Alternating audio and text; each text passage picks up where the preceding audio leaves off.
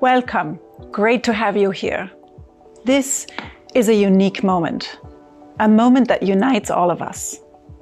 We all face anxiety and loss. We all see broken systems. We all experience the impact of the climate crisis. This is a unique moment. This is a turning point if we choose to make it one. This is a moment to reflect, to learn, to share, and to co-create. And I invite you, welcome, I invite you to have you here. This is a unique moment, a moment that unites all of us. I ask you to partner to fix broken systems.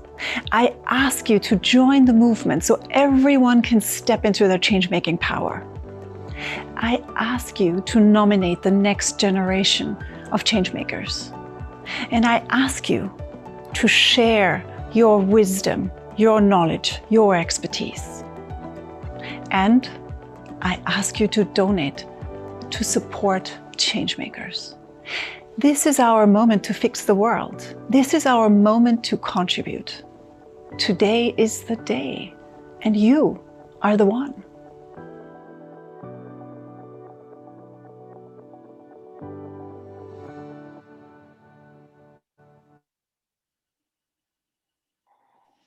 Thank you very much, Julia, for playing that video for us, my colleague from Ashoka. Welcome, everybody. Good evening to those who are in the East, in Singapore, where I'm based. Good afternoon to our colleagues in India. Good morning to Europe. And I guess it's the middle of the night in the US if you're watching this. I'm delighted to be here with and to engage in this conversation for the next hour or so with really three esteemed, effective change leaders, change makers, social entrepreneurs from the global South that are truly reaching their work beyond their geographical borders. And really to help us imagine and to think and to understand some of the uncertainty and the pain and the loss that we've just experienced in the last 9 to 12 months. So thank you for joining us on this exciting panel about learning, young people and the future. Incidentally, just before we get kick-started, we were meant to be started today by an amazing young man, Anugrah Setia, who's Ashoka Young Changemaker. He's about 19 years old, he's second year doing his university course in India. He is just been tested COVID positive about 2-3 days ago. He's recovering, he's well, but we recommended that he take some rest instead of being with us today. Our thoughts are with him, and we've adapted the program slightly to ensure that we cover the topic. So I'd love to invite our panelists. We have Dr. Suzanne Singh from Pratham Books. Pratham is one of the largest nonprofit organizations in India that has been with us for over 30 years. Pratham Books is an extension of that, who has done phenomenal work. They will tell you even more. Vishal Talreja from Dream a Dream, a dear friend, and has pivoted several times in terms of trying to change the trajectory of young people in their lives. And Dr. Park, another great a friend who's creating new frameworks for society and to bring more certainty into our lives. So let's get kick-started. I'd love for each one of you to give us a brief introduction of your work with a particular focus on your global impact, your footprint, as well as the tools and approaches that you're using to drive change. And I'm sure the audience would love to hear the very different perspectives from each one of you. So Susie, can you kick us off? Yeah, welcome, Susie. Hi everyone, and delighted to be here. Hi Sumi, hi Julia, absolutely delighted to be here. So my name is Suzanne. I think Sumi said doctor. I'm not a doctor, just to make that clarification. I'm with an organization called Pratham Books. We're based in India. We're a children's book publisher that's based in India, and we're about 16 years old now. We were set up because India, as you know, is deeply multilingual and multi-ethnic, and there aren't enough books being published in all of the languages that children speak and learn in. And literacy theory will tell you that children need to first learn in their own language before, learning in other more dominant languages of the region. So there weren't enough books being produced, and we were set up because we wanted to produce low cost, so that they were accessible, good quality storybooks for children to learn how to become readers, just like the way that all of us became, readers. And we wanted to democratize access to books for all children. So in the first over a decade of our work was really focused on print books and getting those books out to as many children as we could. And even though we kind of hit scale very early on and we were publishing and distributing about 1 million books every year, if you look at the large population of India, which is about 240 million children in the primary age group, there just weren't enough books, to reach every child. So that's when, we tweaked our strategy and we decided to go digital. And by that, what we did two things. One, we kind of open sourced all of our books. So all of our books were available for free under open licenses. And the second thing that we did is we built a technology-powered content platform on which all of our books were kind of housed. So on the platform, you could read the books, you could read them online, you could read them offline, you could even print and use the books depending on where you were and what the context was. But the other kind of feature that we built into the platform is we built in tools for translation and versioning, which meant that anybody could come onto the platform, pick a book of their choice and translate it into a language of their choice if that wasn't available on the platform. And that's really, the kind of magic moment that happened on Storyweaver, where as Pratham Books, we had expertise in 24 languages, and we had initially put out about 800 books in 24 languages. And a lot of users came onto the platform, and today we have 27,000 books in 280 languages. And despite the fact that our work, we're based in India and our focus was India, because we were digital, all of this went cross-border. And we now have users in about 150 countries. And we have, I'd reckon about half of the languages are not Indian languages. So the books are going into Southeast Asia, they're going into West Asia, they're going to Africa. So we've just been able to kind of, create a movement of content creators and content users contributing to this gap that children have for books in their own languages. That always staggers me, Susie, because as someone who's come from the publishing background, I thought I worked with the largest publisher till I met you guys. So, clearly social entrepreneurs are making a very, very big difference and using very different ways. Before we move on to Vishal, can I ask you to speak directly to what are some of the design principles you think has served you so far? Right. So I think right at the start, the idea that we had baked into the design of Storyweaver is that we would enable co-creation and collaboration. So there would, I think, the two critical triggers to our work. One is that we have a system, we've designed a system that enables co-creation and collaboration, which means that I could be, I could be sitting in, say, Uganda, and I need books in that language, and I can just take, out of the many books on the platform, I can pick the books that are most relevant to the children that I work with and kind of translate it to the languages that I need. So the system is designed for co-creation and collaboration. And the second is open licensing. I think we're possibly the only publisher, at least that I know of, that open licenses all of its content. Most publishers, open license some of their content. We have put all of our books out under open licenses, and we've put it out under the most open of open licenses, which means that you can use them, you can build on them, you can sell them, you can print them, as long as you attribute the source creators. So I think those are the two kind of, touch points and the two critical design principles that have enabled this huge transformation of, about 3,000% in 5 years. Wow, that's a huge, huge level of change, right? An acceleration for good. And the notion of open licensing and is completely counterintuitive, right? Where the dominant model in the world is to control and to lock everything in and charge a rent for it. the idea that you create and open is very, very powerful, and something we'll continue to pick up on after this. Thanks, Susie.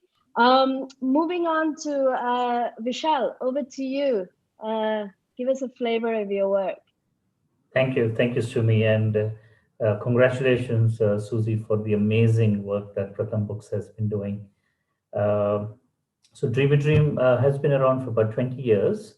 The focus of the organization is on helping children from the most vulnerable backgrounds in India overcome adversity and build the capacities and life skills that they need to thrive in the world. So we say our mission is for every child, a thriving life. The way we go about that is we work with about 10,000 young people directly every year in communities in Bangalore, bringing to them curriculums and interventions designed to develop life skills and social emotional competencies. We work with about 10,000 teachers and educators, helping them change their pedagogical approaches to bring in more play and art and empathy-based approaches into learning environments. And we continue to build on that by working with about 2,000 teachers and educators every year. But the real pivot in our model, where we have started working inside systems, has been to work with governments, state governments, to help integrate life skills approaches, life skills frameworks, life skills curriculums within public education systems. We've done that through curriculum reforms that state governments wanted to do, where integrating life skills and social emotional learning has been core to designing the future of education. We've done that through teacher training and building cadres of master trainers within state education systems who integrate play, art, and empathy-based pedagogies within teacher training systems. And we've done that in helping governments start new initiatives, such as, say, a happiness curriculum, which is today delivered in 4 states across India. It's a curriculum, it's a 35-minute session every day of the week for 6 days a week, which integrates mindfulness practices, storytelling, and play-based activities to invest in well-being and holistic development of all children, to new initiatives with state governments like No Bag Saturdays, where public school systems designate 1 day a week, which is usually a Saturday, to invest in social emotional learning and life skills development of children, to building evidence and research practices to talk into why an investment in life skills and social emotional learning pays long-term dividends in helping children not just make healthier life and career choices, but also learn to live not just for themselves, but also for the larger community and the planet. They've also been engaged in building global narratives around what children need to thrive in the world, to thrive in the future.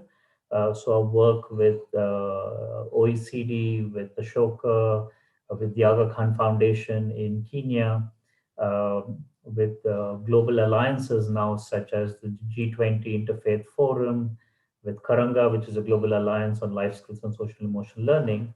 The focus has been on, one, bringing voices of young people from the most vulnerable backgrounds and the challenges that they are facing.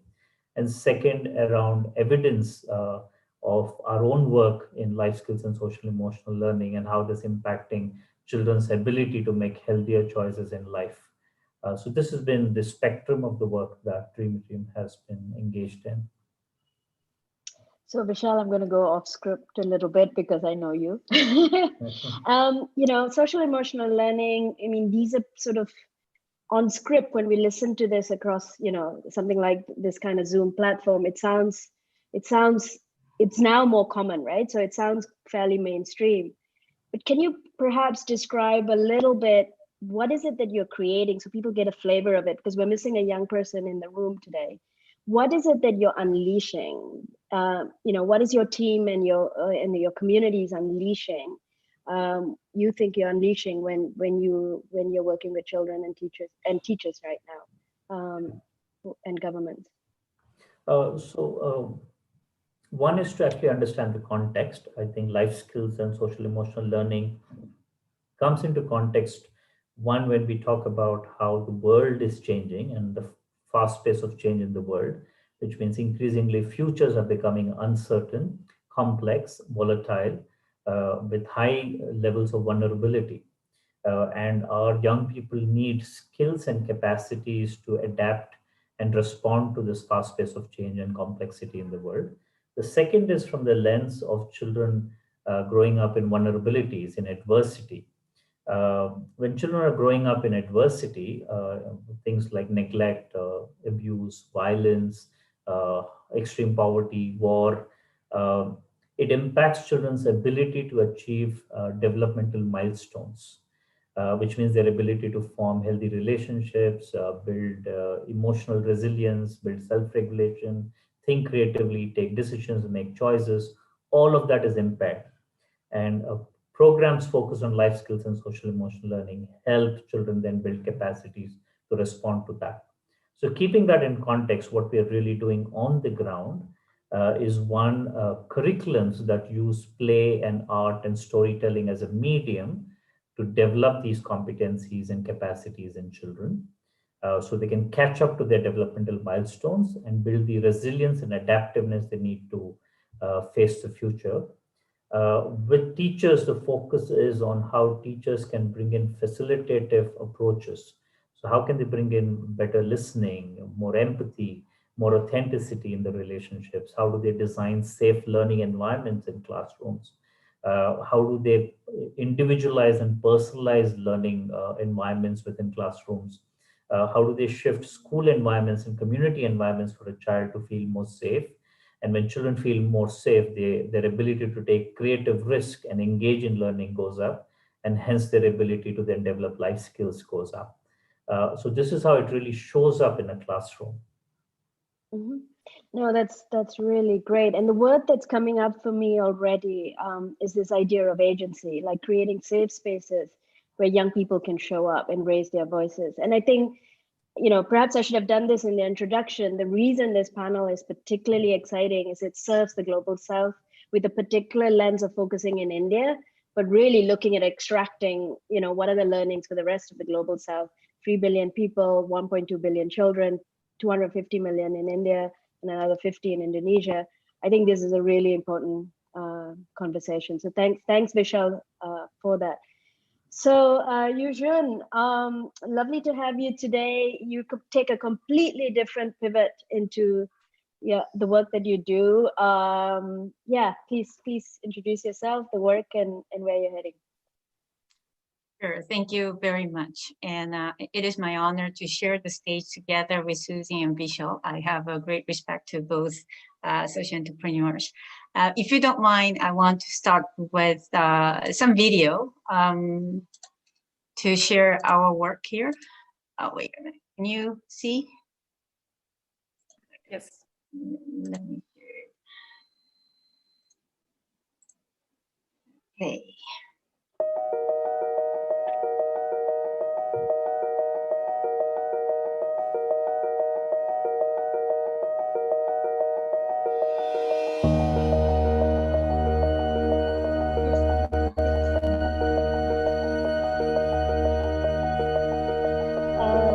Yujun, we're not seeing the video. I think you have to click the tab with the video.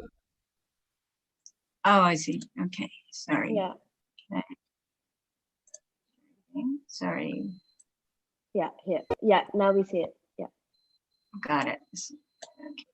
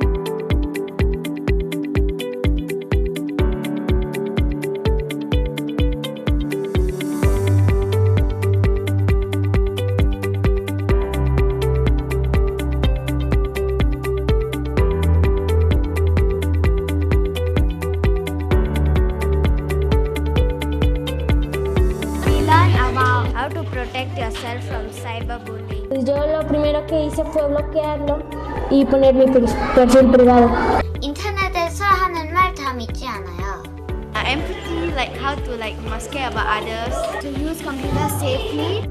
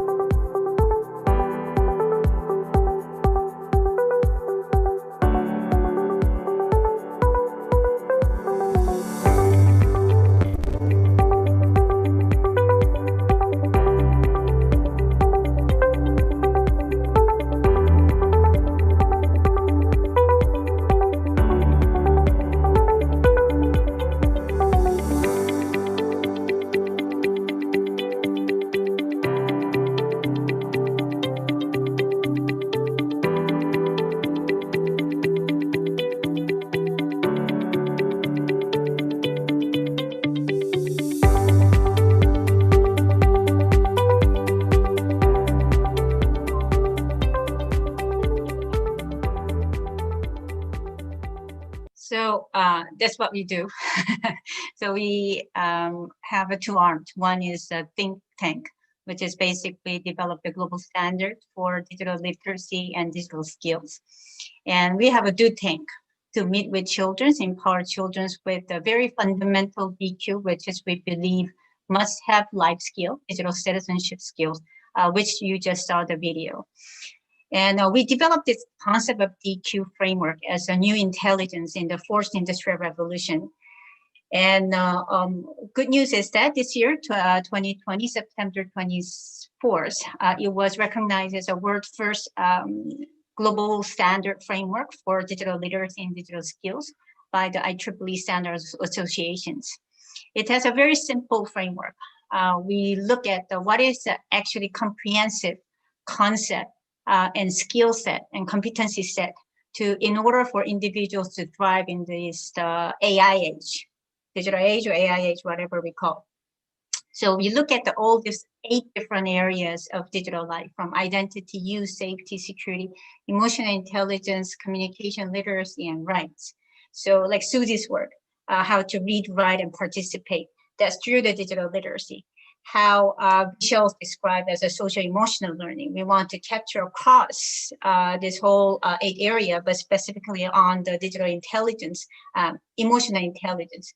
But at the same time, we look at the 3 maturity level. First is digital citizenship, which is basically we know how to live in digital way. And once we know life skill, we becomes creative. So we know how to create in the digital world. And then the next skill will be the job readiness and innovation skills. So how we can innovate and turning creations into innovations and values and social impacts and economic impacts. So that is a competitiveness. All we want to be rooted in universal moral values as a core human values. So this is the DQ framework, and we've been working with the various organizations, OECD, IEEE, World Economic Forums, ITU, and others to make it into global standard. One thing I want to share why we are focusing on global standard is not because we want to dictate the world.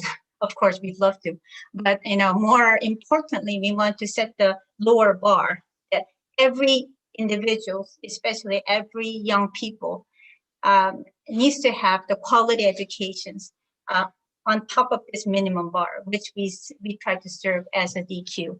Yep. So that's what we do, and I'd love to share more as our discussion move on. Thank you. Over to you, Sumi.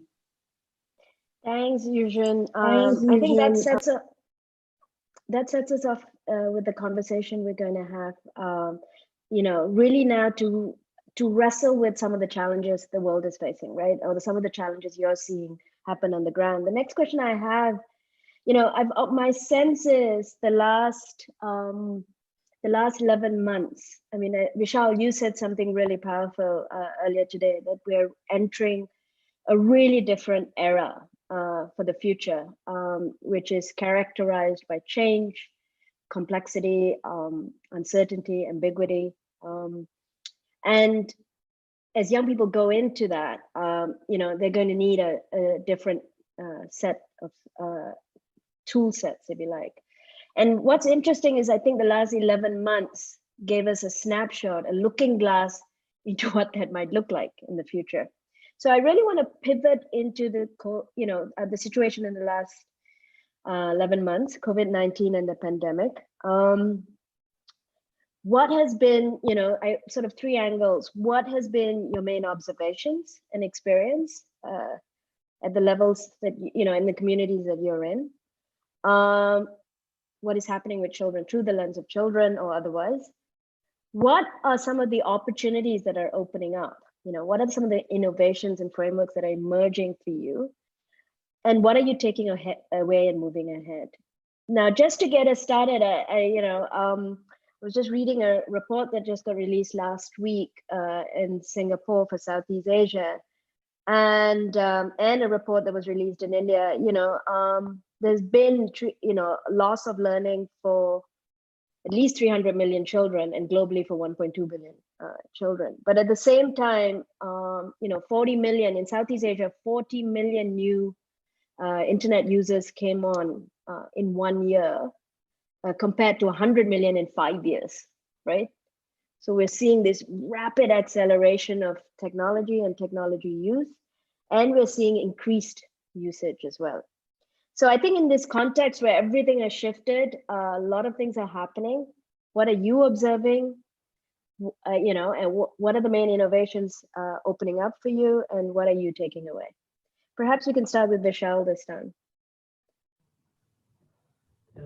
Sure. Thank you, Sumi. I think definitely what one has to observe and take away is that there has been an increased, almost a jump towards digitization, virtual learning, digital resources.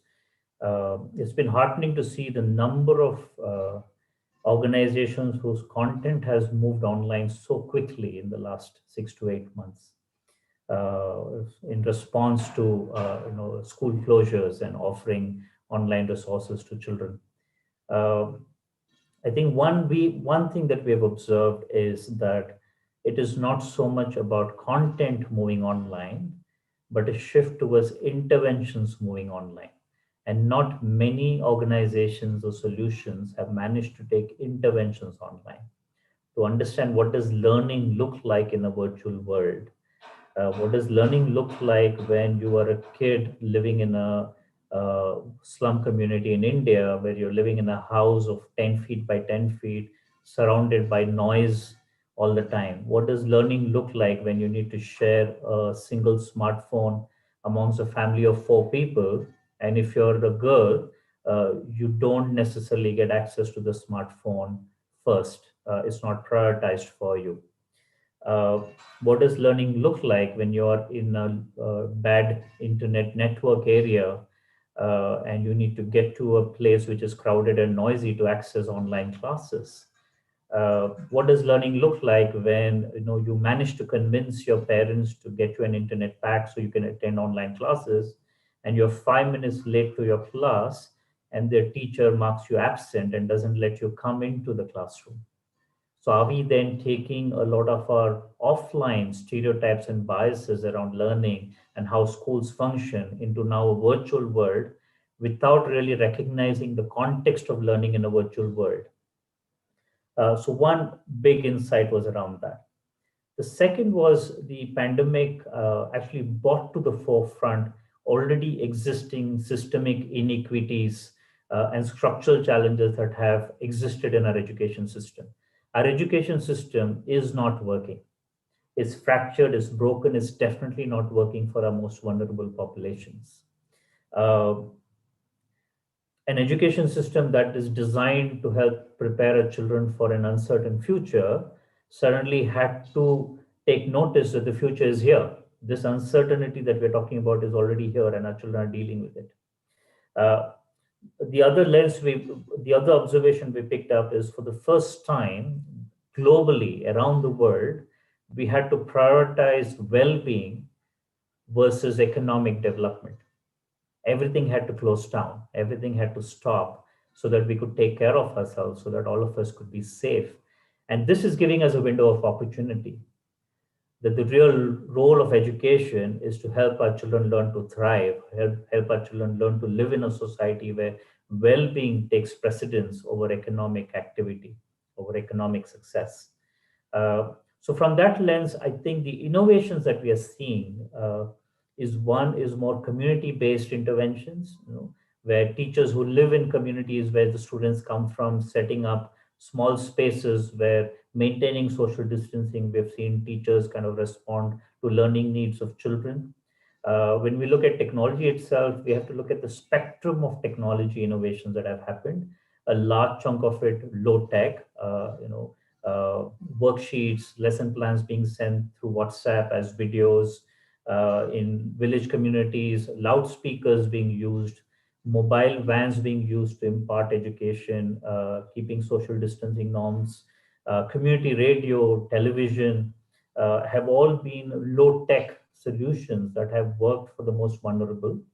However, these are still experiments. We don't know if they're creating the right kind of impact. In fact, just this week, there was a report by Azim Premji University, which said that 90% of the kids who did have access to digital resources, it didn't work for them. They were not learning using these digital resources.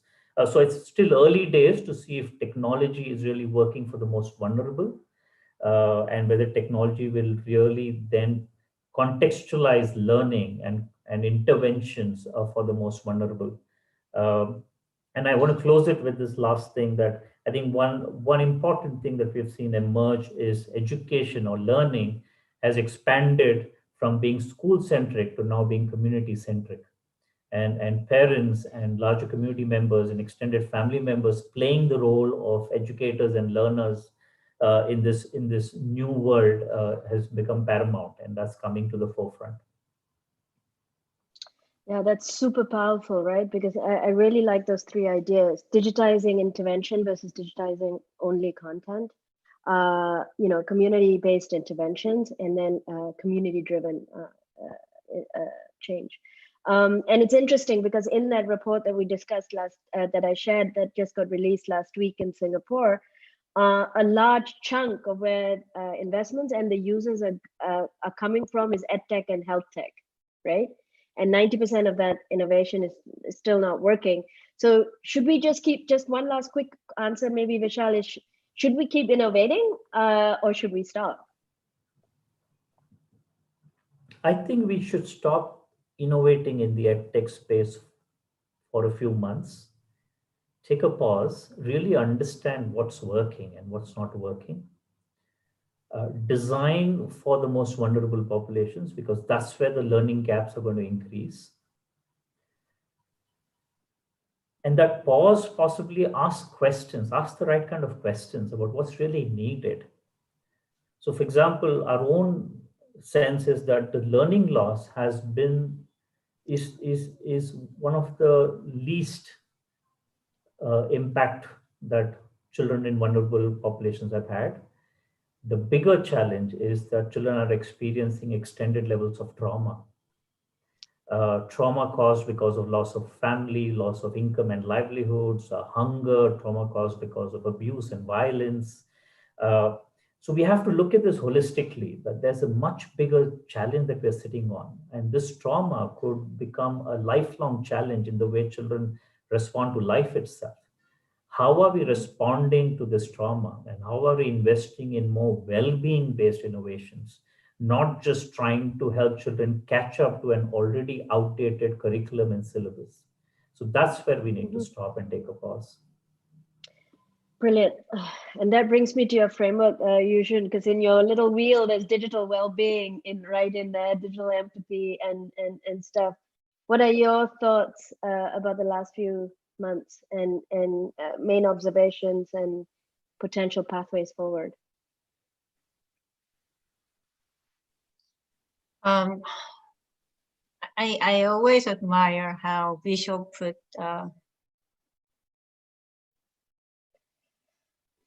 this complex issue into a way. And I absolutely agree with everything that the Vishal said.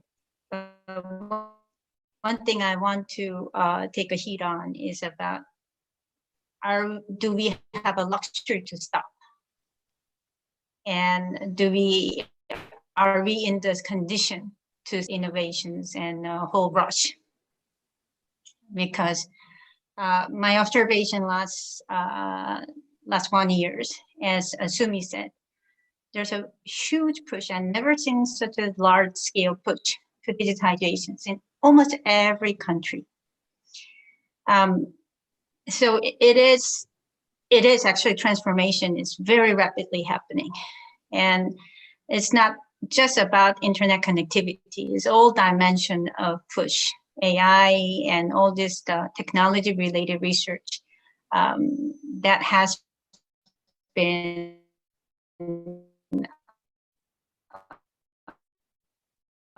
very much a focus on most vulnerable populations. So UNESCO reported last September that 850 million children are off the educations. And of course, majority are from the global south. And as we shall say, the connectivity over there is pretty not as far as, compared to, for instance, Singapore, almost like 100%, more than 100% connectivity. So I think estimated ITU number is about 360 million children around in the global south or do not have a connectivity at all. So given the statistics, and then, this when you hear this number, the first instinct is that, oh, we need to push digitizations. We need to connect everyone. So that is a huge push through, not because, as the Vishal say, we don't know yet whether it's going to help more or not. But when you hear this kind of statistic, the first push is let's push, and let's connect everyone. And second is about, okay, after we connect, how can we provide the right content, right? So edtech innovation is also a huge rush. There's so much money going there. Whether we know working or not, it's rush. So who can stand this gap, right?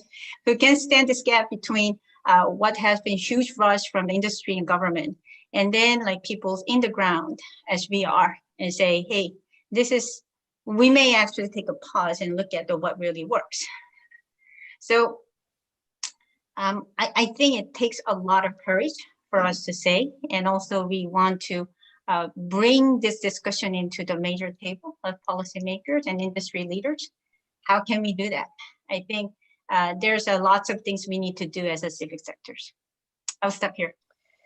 Yeah, thanks, Yujin. It's great to have both, increasing the sense of urgency on the topic. I agree that there is a huge externality. There's a huge force.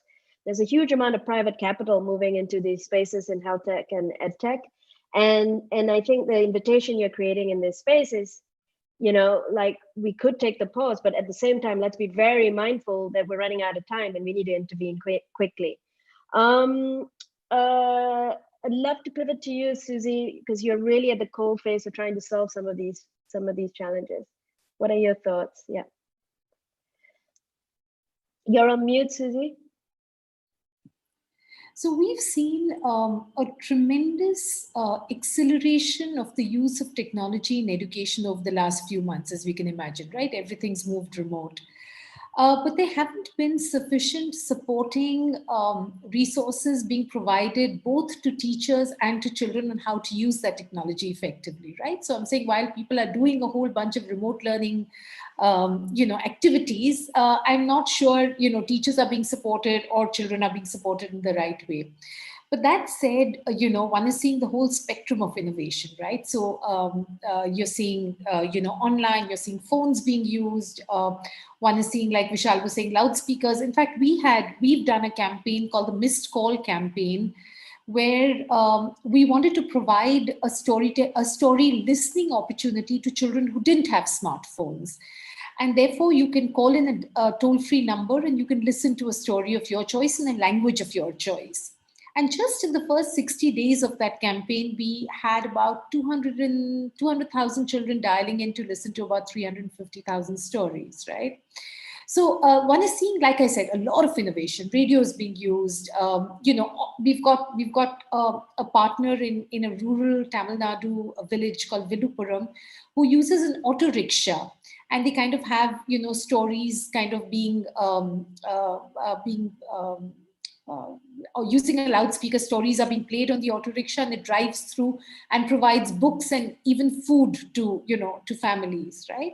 So one is seeing a whole spectrum of innovations. I think it's too early to say what's working and what's not, but my own feeling is that technology in education is here to stay. We've accelerated that whole path.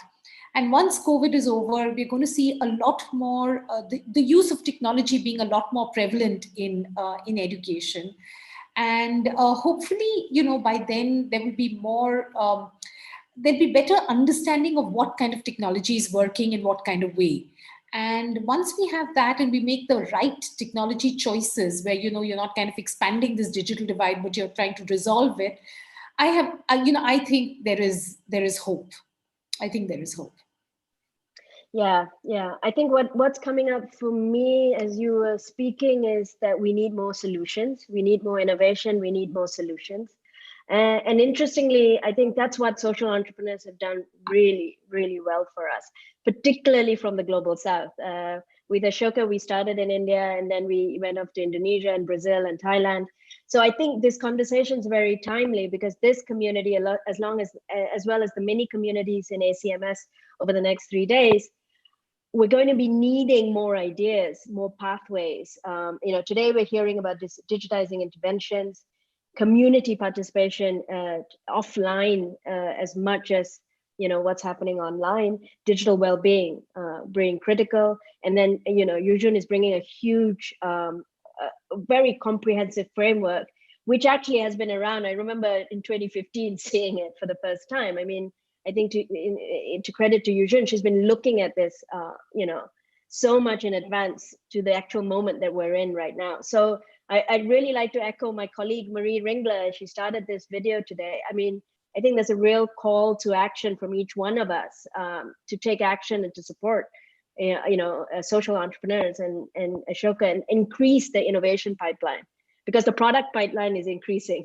The social innovation pipeline needs to increase as well. On that note, I'm definitely missing, there's a couple of things we've got 20 minutes to go and I'm going to try to pack it in. We're definitely missing the powerful voice of a young person in the room today. And we'd love to play a video. But before we do that, I'd also love the audience to start dropping questions. Please, we want to keep this interactive so that we can address, we are going to come to your questions soon after the video. So over to you, Julia, to help us with the video, please.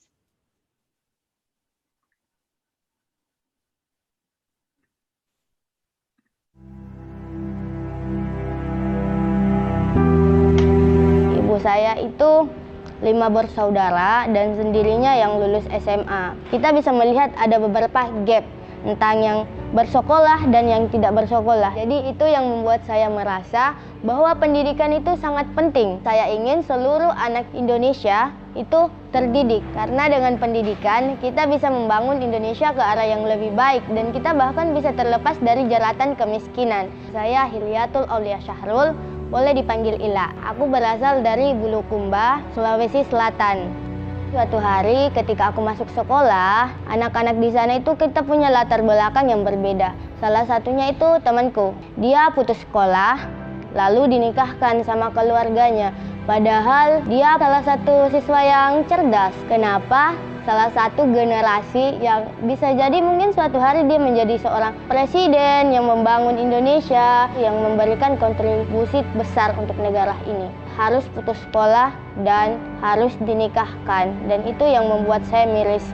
Aku punya suatu proyek bernama Mari Mengenal Dunia, di mana kita mengajak orang-orang serta teman-teman di sekitar kita untuk datang ke perpustakaan kita, membaca bersama, dan juga memberikan cerita-cerita inspirasi tentang orang-orang sukses di luar sana. Program kami ini berfokus pada usia anak-anak SD. Kita juga ingin mendorong teman-teman sekitar kita untuk berani bermimpi tinggi dan bersekolah tinggi. Karena di tempat saya itu anak-anaknya itu nggak berani sekolah tinggi. Di sana itu ya perempuan nggak usah sekolah tinggi. Ujung-ujungnya juga balik ke dapur. Mindset ini yang ingin kami ubah. Kami ingin perempuan itu adalah ibu generasi, perempuan yang akan membangun bangsa ini ke depannya. Dulu pertama kali membuat Mari Mengenal Dunia itu sendirian. Tapi lama-lama saya mikir, mungkin saya nggak bisa sendirian. Saya harus cari bantuan dari teman-teman. Akhirnya saya ajak teman-teman sekelas saya.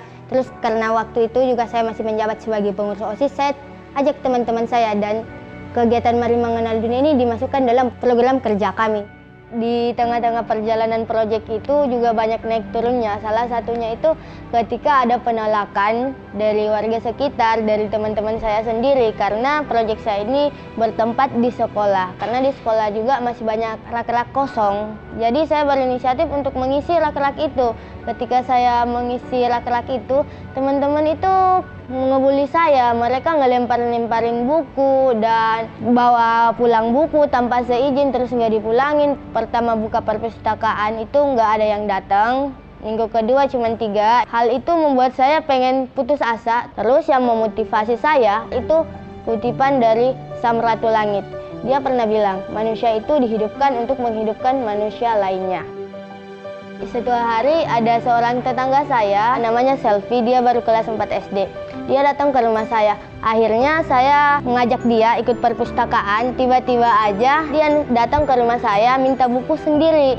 Terus saya bilang, katanya kamu nggak pengen sekolah tinggi. Terus dia bilang, kan kakak bilang perempuan itu akan jadi seorang ibu, dan ibu-ibu yang cerdas akan melahirkan anak-anak yang cerdas. Dan saya bilang, terus sekarang cita-cita kamu apa? Terus dia bilang, cita-cita saya sekarang itu saya pengen jadi dokter, biar buat klinik gratis, buat ngobatin orang-orang di desa kita. Dalam Mari Mengenal Dunia tidak ada yang namanya pemimpin. Semuanya itu jadi pemimpin saja, jadi pemimpin serta anggota. Jadi kita juga bikin forum, kita diskusi tentang bagaimana baiknya Mari Mengenal Dunia. Dan saya juga bukan pengambil kebijakan, karena kebijakan yang kami ambil atau ide-ide langkah-langkah yang kami jalankan di Mari Mengenal Dunia itu adalah pendapat kami bersama.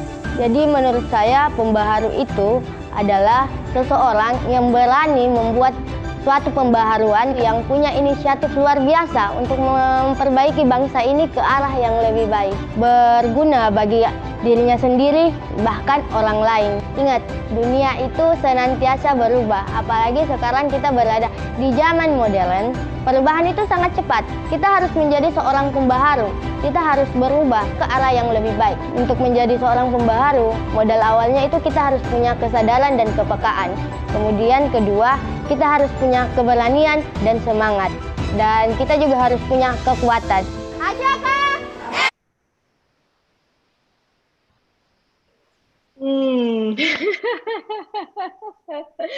As a mother of 3 boys and with 3 children, 2 teenagers, I met Ila about 18 months ago. She comes from Bulukumba, South Sulawesi in Indonesia, really remote island. Oh, the fire in the belly of this young person is just unbeatable. I think what Ila shows us in the video, and I'd love to hear from you as we wrap up, is the human capacity to solve problems, to take charge, and to make a difference in all of us. So that brings me to the third question. For those of you watching on Swapcard, we want to hear from you. We've all said technology is here to stay. We've said it's we are growing a community of digitally native society. Where Ila is, digital infrastructure will not hit her anytime soon. It's going to take a while. So what matters? I mean, if we had to really unpack this with just simple 1 or 2, 3 words, what is it that's going to matter for young people and children? Would anyone feel free to kick us off? Yujun maybe, or Susie or Vishal? Feel free to throw that in. In the meantime, please keep your questions coming. We've got 10 minutes to go. Maybe I can go first. Yeah. Something that came up for me as I was listening to all of us I think what matters is mindful innovation. Who are we innovating for? And what kind of a world do we want to create for our young people? So coming from questions which are more mindful will lead to innovations that will work. So that's where I'm sitting on. Great.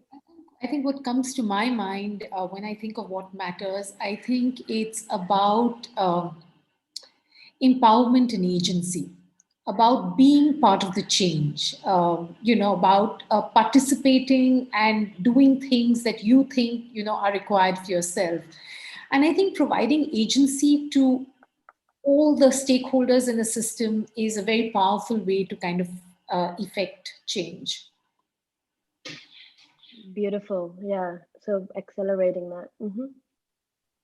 Yujun? So many things actually come to my mind. I actually personally think a civic society has facing a great existential threats after COVID. And it is important for us to understand what is our role in this fast changing the digital world. As Vishal said, mindful innovation is so important and empowerment is important, but are we taking right initiative here? Do we really understand how the innovations is actually taking place? How technology is moving forward? Are we just sticking in our own, the old self and not really looking forward? So as a parent, I have a lot of things to say. As innovators, I have a lot of things to say, but with the civic sectors, I think we all need to wake up and then look forward and find our spaces. Great. Thanks, Yujun. There are a couple of questions that I want to distribute. One for you, Yujun, is what are your current and future plans to mainstream this incredible idea of DQ across the globe? The other one for Vishal is what the response was, what a wonderful child-centric approach. Many advocates for more skill-based learning in schools say that employers should help to determine what those targeted skills are. Can that approach work side by side with yours? Or is there a natural tension there? Thank you. And there's one more question here from Japan, from Ken, thank you. He's asking a more open question, and I'll direct it to you, Susie, since you talked about agency, and empowerment. Do you think it's religion that encourages this community to move forward? Or does it preventing them from encouraging to change? So is this a religion-specific response, or is this a mainstream response? I can answer part of that. Ashoka has launched a global initiative across, our first initiative for the world was social entrepreneurs. Our second is Ashoka Young Changemakers, and we've got over 60 changemakers across the world, from India, Brazil, Indonesia, in the North America, independent of religion. But I'd love for Susie to add to that. So I'm not sure I've understood well enough whether the response for agency is religious, is it? No, whether is the religion that encourages them to move forward, or does it prevent them from encouraging change, a response to change? So I think the intersection of religion and change making and empowerment that you had referred to, what your thoughts are on that. Right, so I can answer from the perspective of Pratham Books is we're in a sense totally agnostic to religion. We produce and publish all kinds of books that represent all kinds of religions in India in subtle ways, because we don't do overtly religious content. I think the concept of agency, of providing agency in our context, is where people can choose to participate and translate for their own cultures and their own languages. So it has more to do with culture and language and less to do with religion. I hope I've answered that question, at least the way that I've understood it. Yeah, great. So we've got maybe 1 minute each or 1.5 minutes each, Yujun and Vishal. Sure. Related to the questions, what we try to do is DQ for all. So from the COVID, we changed our strategy completely upside down. So we are trying to provide that, to work with all civic sectors and education company who wants to bring the digital literacy and digital skills to the citizen, tools, frameworks, and know-how. So anybody who is interested into digital literacy, digital citizenship, digital resilience, whatever, within the DQ framework, let us know. We'd love.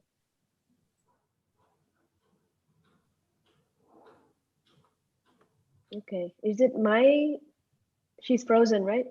Yes. Yeah, she's frozen. Over to you, Vishal, Just a quick response to that. It's employers and not just employers. Employers definitely can add value to what life skills and social emotional competencies are useful and critical for young people to be successful in workspaces of the future. But I think we have to expand that to also include what kind of life skills and social emotional competencies are needed for children and young people to thrive in the future, to shape our world. So in addition to employers, can we have artists? Can we have creative people? Can we have social change agents? Can we have policymakers? Can we have parents also coming together to define what skills and social emotional competencies which children need to create a thriving world, a thriving planet for all of us? So really expand that out. Okay, we've got a few minutes to go. Any maybe single parting words from all of us? Maybe starting with you, Susie, and then Yujun. Yeah, I think this is there is no better time to see more convergence and more collaboration between governments, between civil society, and between communities. I think we all bring our own special kind of energies and competencies to working together, and there's absolutely no better time to collaborate than now. Great, thank you, Susie. Yujun, Vishal, Julia. Agree. Collaborate, innovate, mindfulness. I love it. Let's work together. Thank you. Yeah. I think for me, it's really for us to think about what narratives are we offering our children and young people at this time. Are our narratives through our actions and words, telling children that you're not important and the economy is important and the larger world is important and growth is important, or are we able to show through our words and actions that young people matter and a thriving future for them matters? So I think we need to be mindful of what narratives are we building for our own children, for children in our neighborhoods, in our communities, and the nation and the world. Thank you, Vishal. Julia, 30 seconds. Thanks for this session, everyone, and for listening. There's always this notion of stay at home so you don't spread corona, but stay at home and become active in new ways, become active online, connect with others, and tap into your civic power by staying at home, becoming active. Thank you so much. Yeah. And something from you, Sumi. Yes. So closing for today, I think I was really struck by a technologist working in the south of France. He's Indian by origin. He said we're now technology has the power to go exponential. Exponential for good or exponential for bad. What I took away from the panel today is humanity matters. The power to create good matters. We need to be really being mindful about our interventions. We need to create a lot more of it. We need to do it together. And we need to look after ourselves and our children to unleash the power of young people in whatever our interventions are. So thank you for listening, and we're right on time. And thank you for this brilliant, brilliant panel. Let our journey start today. Thank you. Thank you, Sumi. Thank you, everyone. Thanks, Vishal. Bye. Bye. Thanks, Julia. Bye. Bye.